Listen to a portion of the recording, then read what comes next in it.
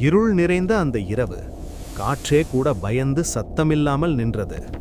அந்த அரண்மனை போன்ற மண்டபத்தின் நடுவில் ஒரு இளம் மந்திரவாதி நின்றிருந்தான்.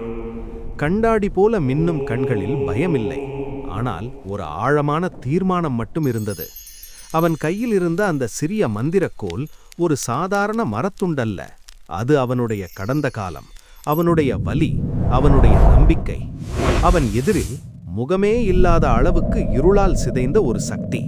அந்த சக்தி மனிதனல்ல, அது பயம், அது மரணம், அது பேராசை. அந்த இருள் ஒரு கண்ணாடி உருண்டையில் பிரதிபலித்தது. உருண்டையின் உள்ளே இருந்த அந்த உருவம் உலகத்தை பலமுறை நடுங்க வைத்தது.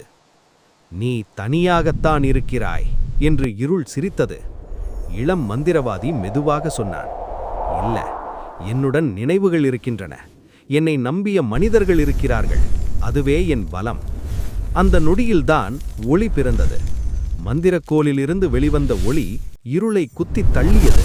அது கோபத்தால் அல்ல, அது பாதுகாப்புக்கான மந்திரம். உருண்டை உடைந்தது, இருள் அலறியது. ஆனால் அந்த அலறல் ஒரு முடிவின் சத்தம்.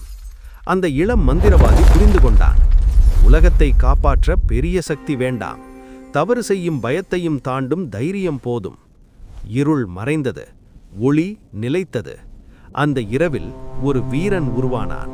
பெயருக்காக அல்ல, நம்பிக்கைக்காக.